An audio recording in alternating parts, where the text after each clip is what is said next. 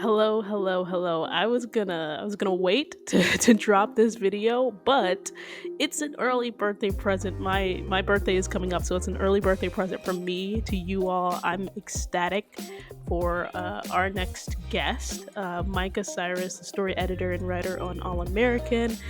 We chat about just everything that's happened recently, what we can expect for the next season. Hope that you all enjoy it. Don't forget to like, subscribe, share all of the things. Don't come for us too hard, but yeah, really hope that you dig our conversation. So yeah, hope that you enjoy it. Welcome to Film Study, an all-American podcast with Lexi. I'm Lexi, and today I'm very excited because I have Micah Cyrus on the podcast, and he's an amazing writer and producer, self-described California dude, and current story editor and writer on All American. But I'm again super excited to have you because I think I've been following you since last season. You wrote episode 309. I think I heard like through the grapevine that you wrote episode 309, and I was just like, this episode was Yes. amazing. So I've been following you ever since then. It's so funny. You have like so many things in your Twitter bio. Like we both have like Jesus is our homie. Love that. It's amazing. Yeah. Gotta put Gotta it. put it. Gotta put it. Gotta shout it out. But yeah. So again, thanks for being on the podcast. So the first question is just like, what made you want to become a writer? Yeah. I always knew that I had a calling, an affinity for the Mm-hmm. arts from a very early age, and I didn't really have an example of a TV writer. I didn't know that was an actual viable career Mm-hmm. path, like growing up, and no examples of that. So I dabbled into just watching anything I could find. Like I found that through movies and TV shows, everything from Fresh Prince of Bel-Air to films that I saw people like me in were the inspiration to figure out what that world looks Mm-hmm. like. So I begged and pleaded my parents at first as an native Angelino to put me into some acting classes, and we found a studio that was really close to my house, and it was for predominantly Oh, Black folks, nice. and it was great because like some former theater people started it, and I did everything I could to just like get immersed in the world and understanding, wow, like the art of Mm-hmm. performing and like creating something from scratch was just such a beautiful experience that I wanted to keep going down that rabbit hole to figuring out and Yeah. unearthing. So I ended up in a theater arts program at my middle school here in South That's so Central Los early. Angeles, and it was only yeah, it was there was only like four of us, so it was an after school arts program that a teacher decided that he was going to Hmm. start for us, and so it was great because we read plays and he would explain to us, how it got from from page all the way to being a produced Yeah. show, and I thought that was very cool, and I wanted to explore that further. So I actually looked up art schools that I could apply to, and I ended up finding a boarding school in Northeast Georgia had an amazing performing arts program, and I got a full ride scholarship there. That's So amazing. my parents, who didn't have a lot of money, were like, this kid wants to do it, and he did what he needed to do to try to find a school and the means to about going about getting there. So I did ninth through 12th grade in Northeast Georgia, and I had a great theater teacher who really cultivated a great workshopping of how, if you want to be a writer, if you want to be a performer, if you want to work backstage, like this is the way it Hmm. is. And from there, I realized like there was definitely room for me to further explore this. And I knew film school later on was going to be the goal.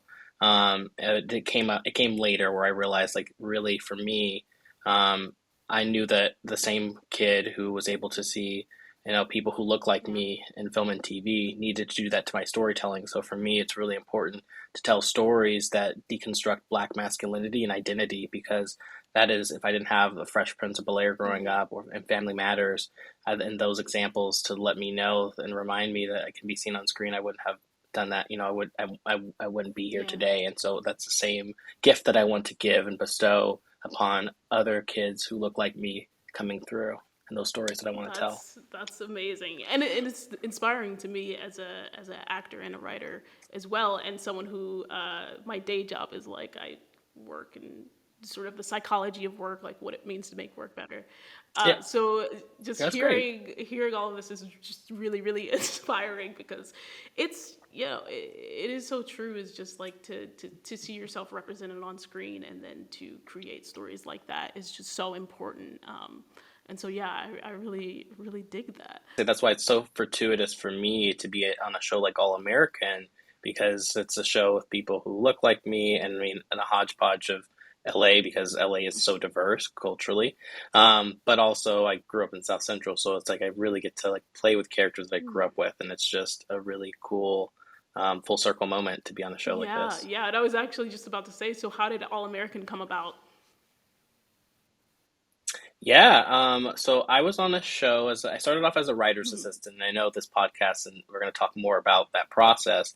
But my first job in TV was a writer's assistant on the Fox medical drama, The Yes. Resident, and there I, did everything I could to learn about what actually was in a room, comprised of, and I tried to learn as much as I could ultimately.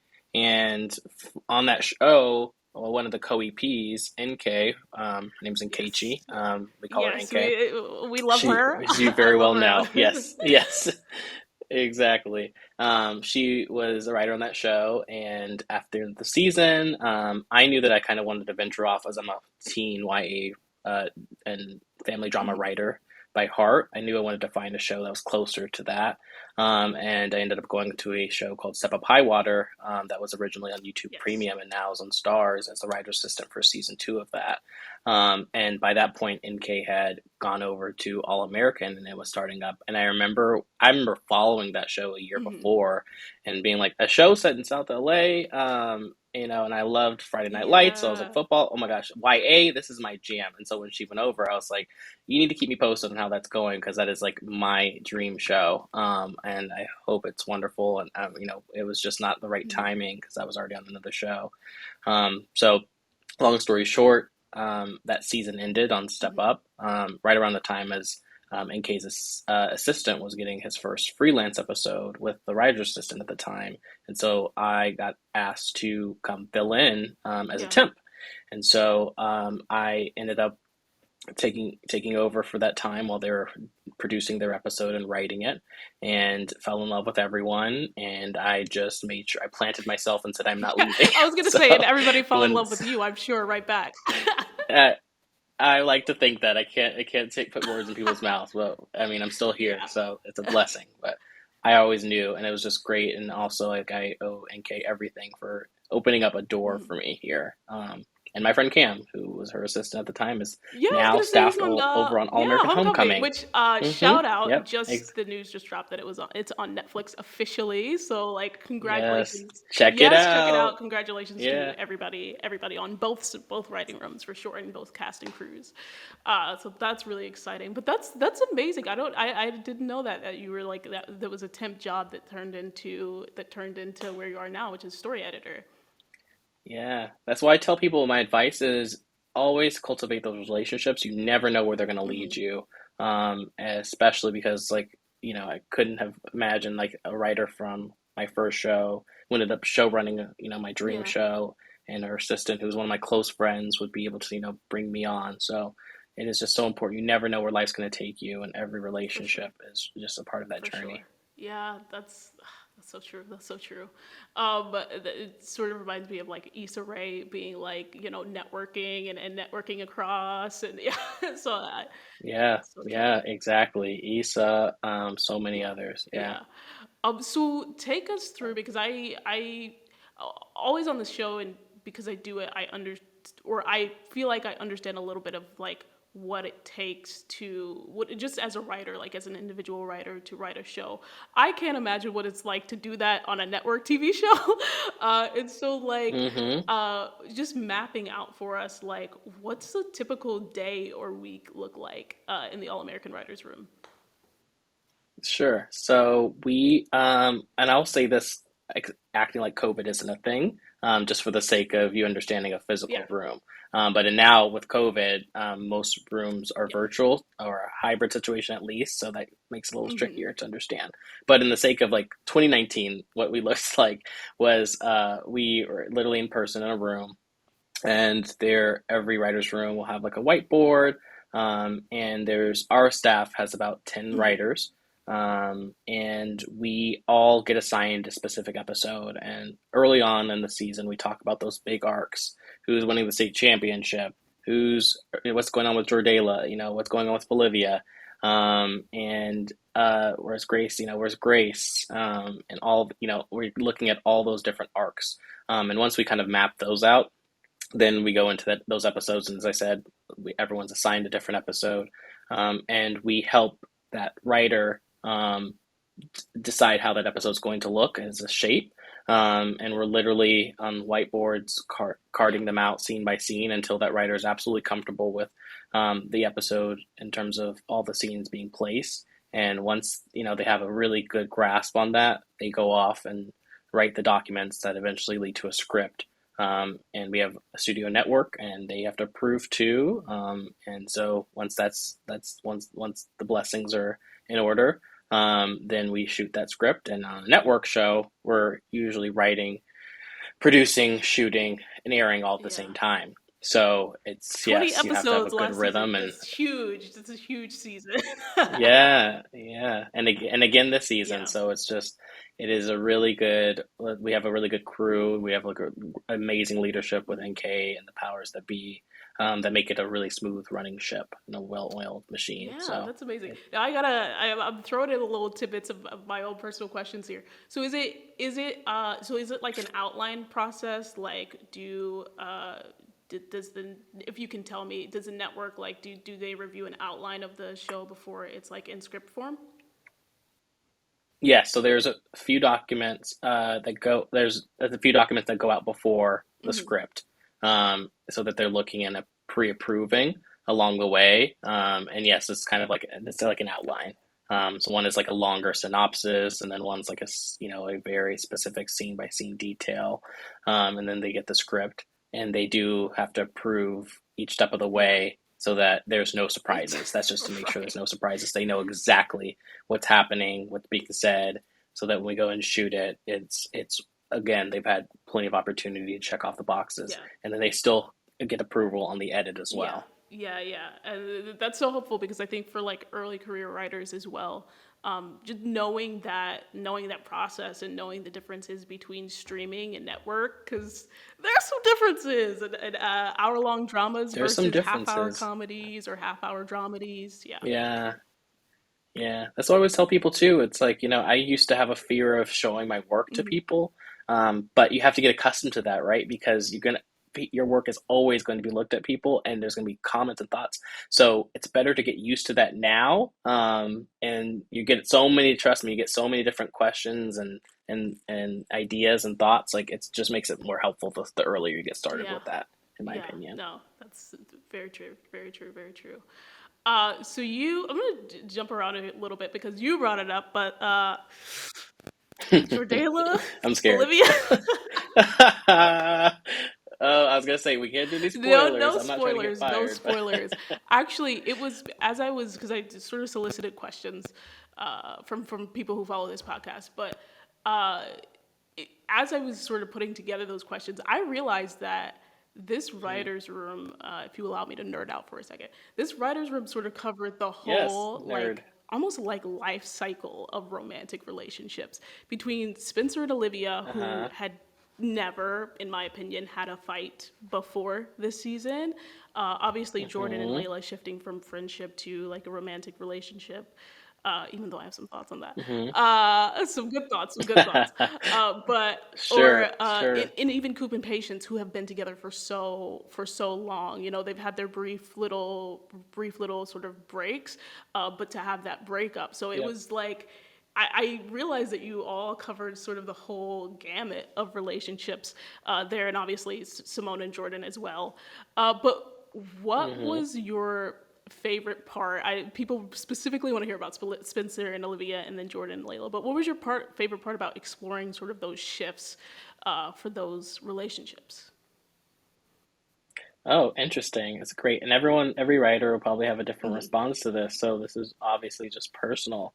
Um, I always go back to the pilot with Spencer and Olivia, like as people are like, "Oh, this is so, weird or random or whatnot." And I'm like, it was there for me as a fan. And again, I was on another show watching this show before I came on, and I said, it's that connection, it's that fire that they had, and when they met, and it was the lunch scene outside.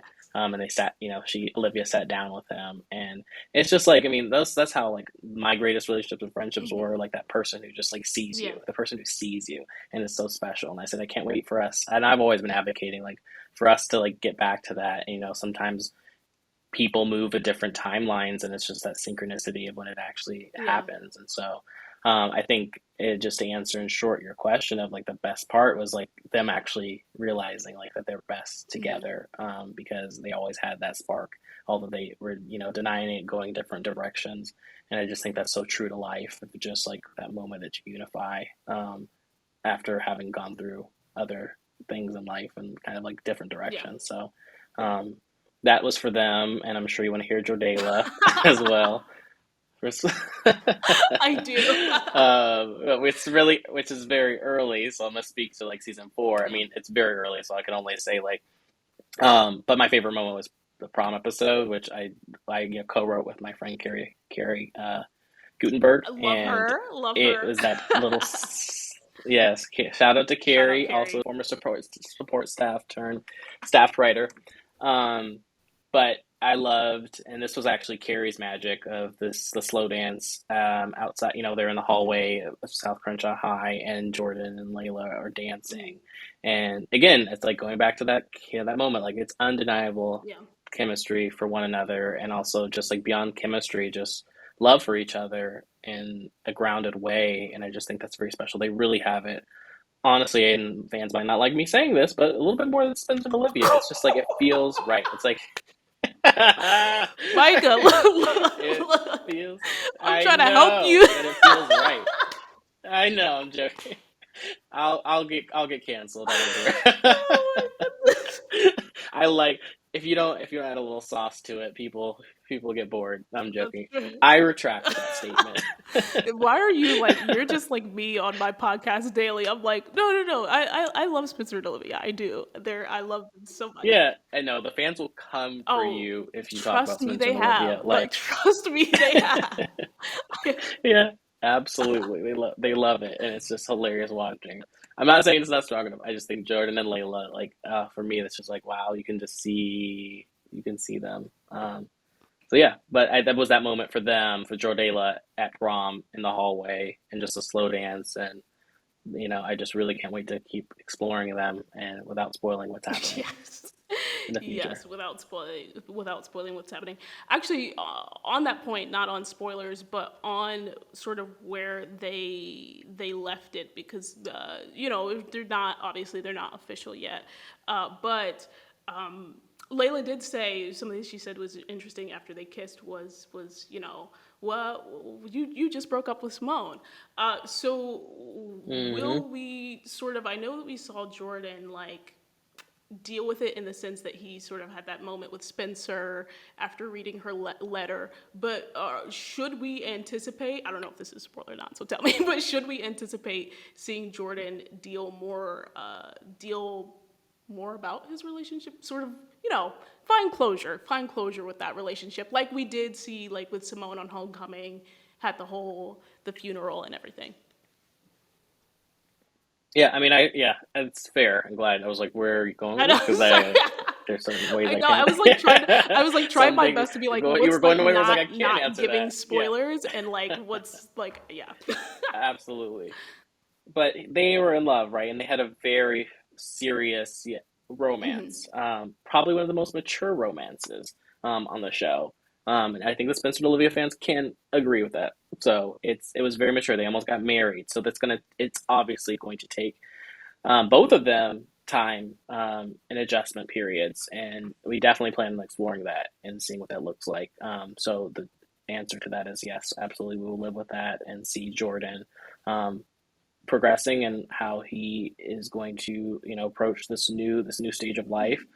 while also wishing the absolute very best for Simone, because they still have love for each Yeah, other at the end of the day. yeah, that's I think a lot of Jamone fans will be excited to hear hear you say that.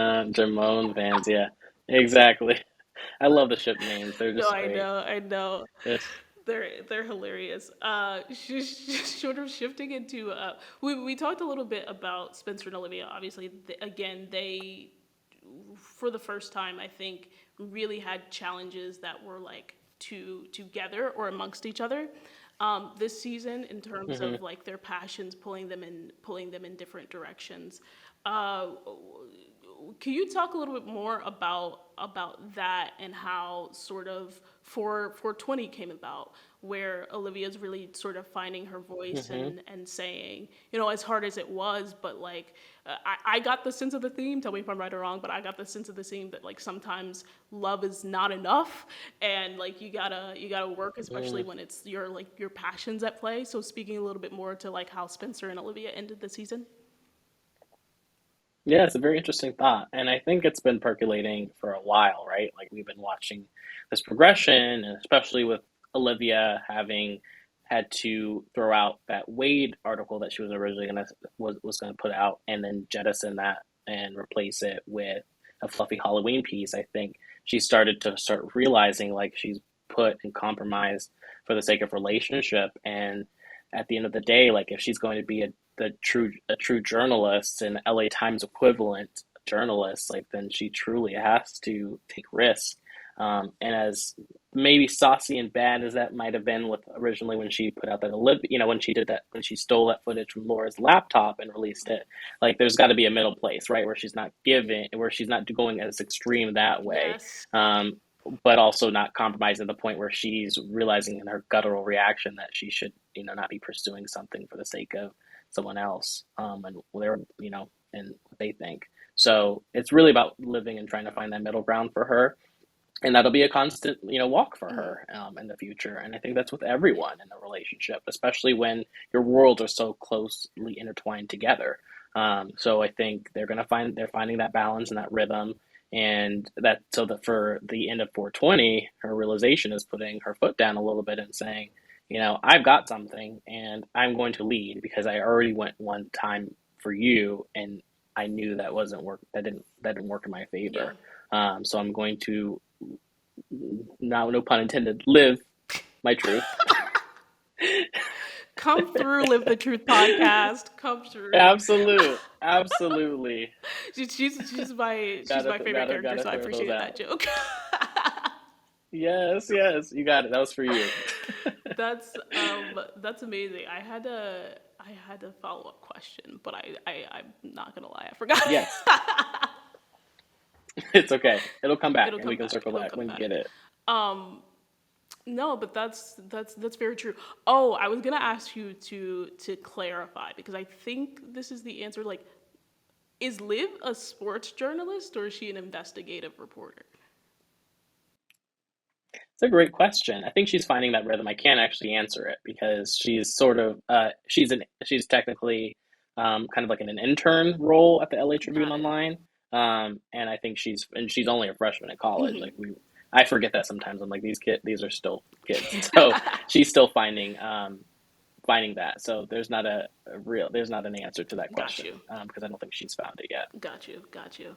Um, it's just sort of. I know we've mentioned a little bit of the romantic relationships. I feel like and rightfully so, because we're sort of seeing hmm from the point of view of Spencer. He's a protagonist of the show, but I feel like a lot of people have connected, myself included, to all of the wonderful Black women on the show as well. And so Yes. people just want to know, and again, I'm not sure if you can answer this question, but like, will we see more of like Layla and Olivia's friendship, or the girls' friendship in general between like Layla, Olivia, Coop, Patience as they're living together? Absolutely, and that I can give you that as non-spoiler, but the girls will continue being at the Baker house, and yes, we are going to continue exploring their dynamics together, and that's will be fun to just really see them outside of guys too, because we're always talking about that. And what does that look like? And that's what was a lot of fun with like putting literally isolating the guys at the beach house and putting the girls together and their dynamic despite being in different stages and some some at college and some who are now entering early careers and really still being there for each other because that was true for me at going to school. Yeah. It's like I still kept those people in my life, so you don't just like remove them, and I think that's very great, and we've continued to do, and we're going to continue to do on the show. That's awesome. That's awesome. Uh, and where do you think Layla and Olivia are in their friendship right now? In their best friendship. Yeah, I Yeah, think I they're in a said it, much audience. help. Sorry. Yes, exactly. We've had them on a roller coaster Hmm. ride, and that's life and being in high school, and it's been great to also evolve them into college, into finding that that new normal for them, and also as they're growing into the maturity. And I personally like that they are in a more healthy place, and again they've gotten over like the guys that they're Same. with, and more so about this dynamic, and there's not being jealousy or beef, but what does that look like supporting each other now in our careers? And that's going to be really fun as we're playing with it in season 5 of looking at it with, as you know, Layla is a music mogul, up and coming producer. Yeah. Um, and Olivia, hard hitting journalist, and just really living with that for the first time because they were dealing with, the interpersonal dynamics of being teens in a high school to now, one in her career and the other and career and college. Right. So that's so much more important than anything else. And we will definitely be having a lot of fun with looking at and exploring like where the two of them align with how they're actually going to take their respective trajectories. Yeah, especially with industries that can oftentimes be like super male dominated as well. So that's going to be really interesting Mm-hmm. to see. Oh yes, absolutely. Uh, and this is one where people had a lot of questions about this. People love Kia. She is a fan favorite. And Yeah, we I just love Kia too. is there a possibility that we'll hear more about it? Not even just not see her necessarily, but just hear what she's been up to and what she's doing now. I so I can't answer that Okay. question, but what I can say is we love some Kia. And the actress was a little busy, but initially, which was why she wasn't on the show for a second. But I will just say like we've been talking, and that's all I'll leave it out with. It's possibilities are endless. We always are open to possibilities, but we love Kia. She's a fantastic person.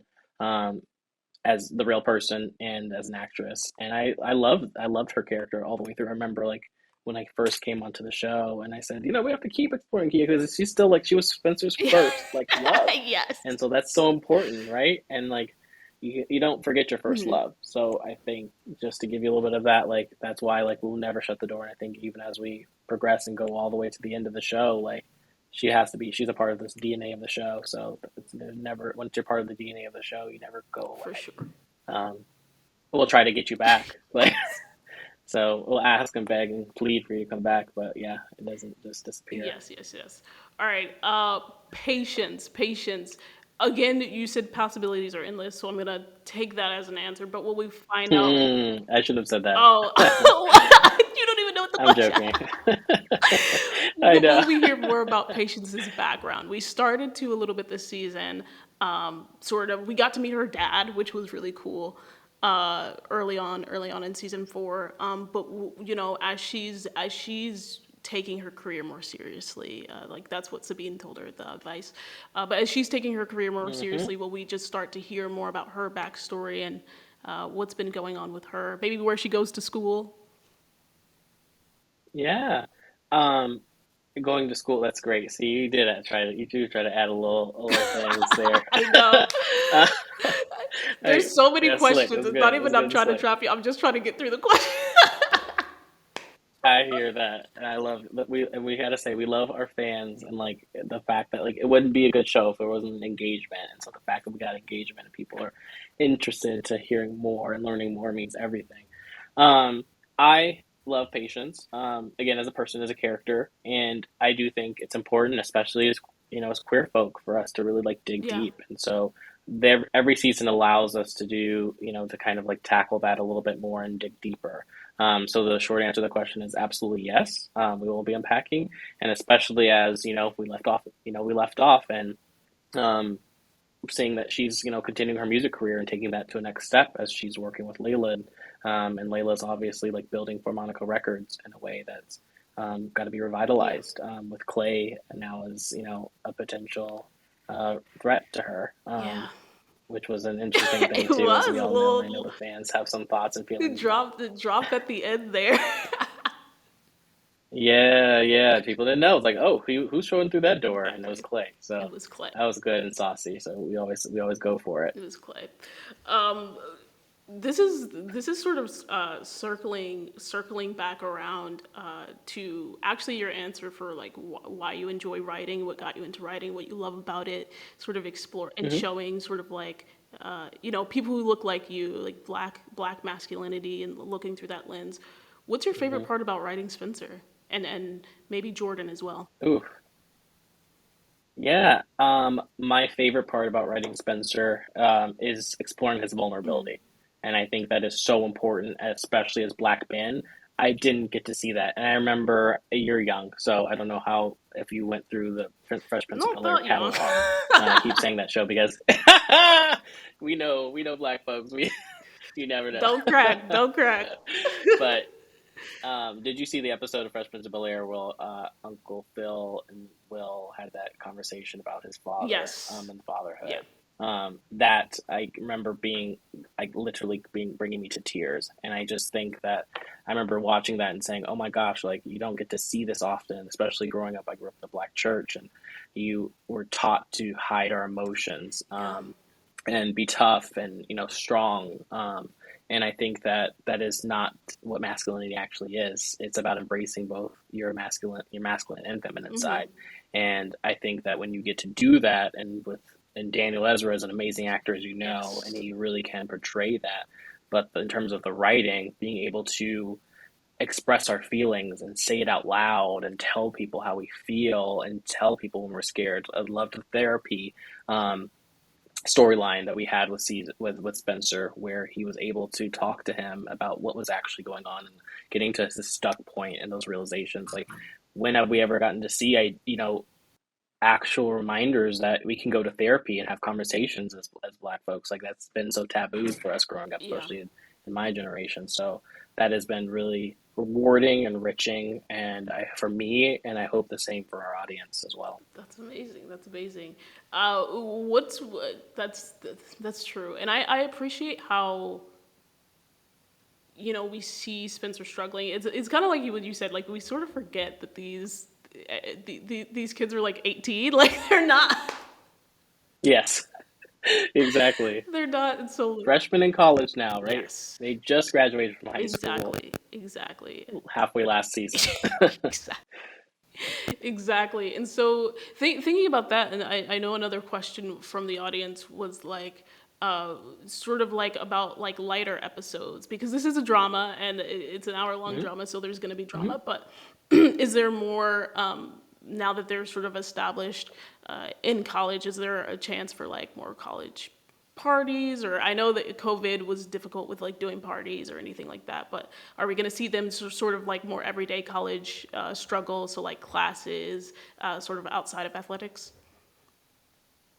Absolutely, there will be, and we have all been championing it for it because that's the excitement of bringing them to college, and like that maturity comes. We want to show some fraternity sorority stuff. We want to show like the everyday nuance that college kids have to endure, but that's actually fun too.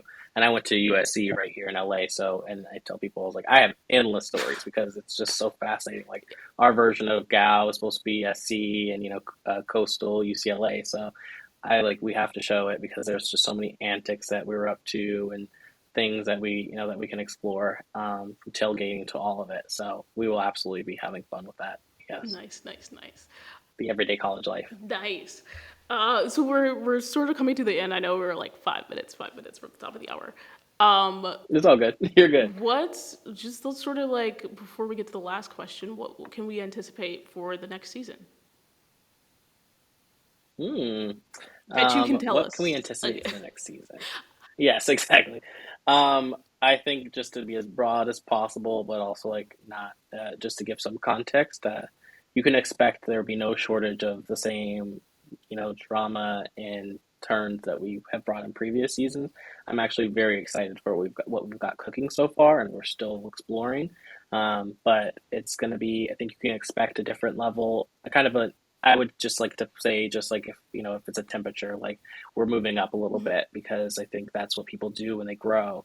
Um, and we're going into a different, we're moving, as you can follow the timeline, we just had ended with, a homecoming game, so that type of year. So we'll be moving later into their freshman years and just really exploring as these people get to, see what they actually, they like and how they want to move. And I think that's been more exciting than, we also mature in high school differently, but college, I just feel like really amplifies, or people who don't, haven't gone to college also are living life.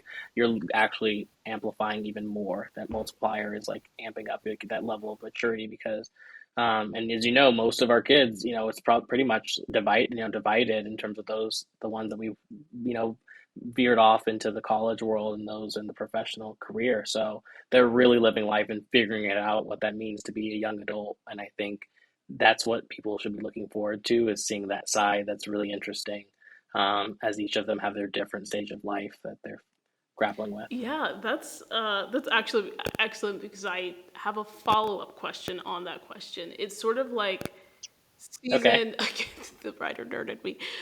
So season three, we saw a lot of like flashbacks where it was like really like crucial points for like Spencer and Coop, like a young Sean. hmm Will we get to hmm like see or have any more callbacks? I know that was like super present with Jordan and Layla this season, calling back to their childhood. But will we get to see more callbacks, specifically for like the Beverly crew? So like Olivia, Jordan, Layla, maybe Asher, and sort of as they're reaching new points. So like calling back to a different time in their lives as they're figuring out like what it means to be young adults. Yeah, that's a great question. I think that in terms of callbacks, like we actually will explore, like looking back at the past, and because that's how people are shaped. That's just human identity, is your past, the history shapes your future. So they will absolutely be reflecting back to those times, and that's the thing I think we've done on our show, and it's really beautiful about our show, is not forgetting that, everything from Corey's passing and how that affects Spencer, and Yeah. him moving into his career, and getting to a point where, like, he's going to lapse his biological father in some sense. So if we're allowed more seasons, of course. So let's pray for that. But yeah, so Hope so. so absolutely, I think, yeah, your question is great because that is absolutely the DNA of our show too, and we will continue doing that with what we've done before in history and who these characters were as they've evolved on and off screen. Nice, nice, nice, nice. Again, thank you so much for sitting and answering all of my questions, no Of matter course. how roundabout they were. No, this was so great. It was great. It was great chatting with you. And Yeah. as I told you at the top, You too. It was great to meet yeah, you. you too, you too. You had some really like interesting thoughts, and I agree with those thoughts, like on the Black Church, and so yeah, it was really, really, really great talking to you.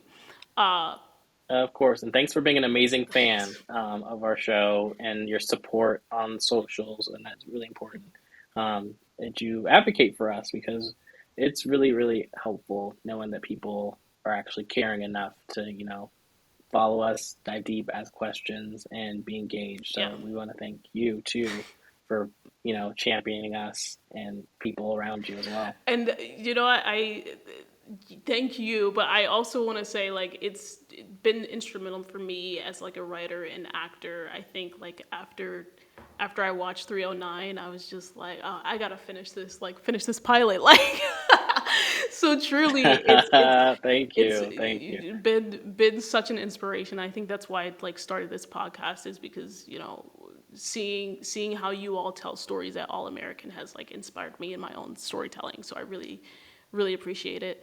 Um, and like Of am course. indebted in a way, and indebted indebted to you all. Oh my goodness. You would have been doing it. You would have been doing it without us, but I we're glad that we were able to be a lending hand to that process and continue writing, because we'll be seeing your voice very soon too. Thank you.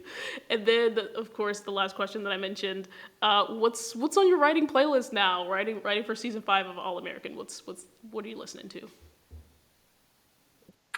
So I actually cannot listen when I'm writing to music with Mm-hmm. lyrics. And so I have to listen to classical or like, Broadway tunes that are just, or not Broadway tunes because that has music, Oh, I that was, I has was like lyrics in it. Broadway tunes. Hold Um, on. yeah, What are we talking about with yeah, Broadway yeah, yeah, yeah, tunes? exactly. No, but I meant to say movie Oh, soundtracks okay. because those are really cool, especially movies that I haven't seen that have beautiful orchestral Mm-hmm. pieces to them. I really enjoy. But if I know, it's hard. I realize, oh, if I know the movie, then I'm thinking about those scenes too. So I have to like not try to find something outside that I've actually seen. Awesome. Well, again, thank you so much for being on. Where can the people follow you on? I think it's just Twitter. Yeah, I'm Twitter, and I'm don't engage on Twitter as much. I will try to be better this year. That's a goal of mine. It's like I could look at it more. I just try not to be on my phone as much. So I apologize to anyone who knows or is seeing that and they're like, why does he tweet like once a year? Can acknowledge. But my handle on Twitter is Micah Super. Nice. Again, well, all of the best and all of the luck as you all write season 5. You're like in a hybrid right now, I assume. Thank you. Yeah, so we have a hybrid situation, so it's we appreciate that, and we're just praying for a smooth ride. Same here. And I'm glad, like again, I tell people give your shows grace because everyone is doing their very best, and so we're just gonna do our very best. Yeah. And we have a great crew of people that have been instrumental, from our production crew to people in the office. Like everyone is a part of that process to make this a smooth sailing ship as it is. Yes, absolutely. And we're excited to see it. October 10th. We're excited to see it. Excited. Yes. Thanks again. Season 5. Let's do it. Yes. Thanks for listening to Film Study and All American Podcast, and stay tuned for the next episode.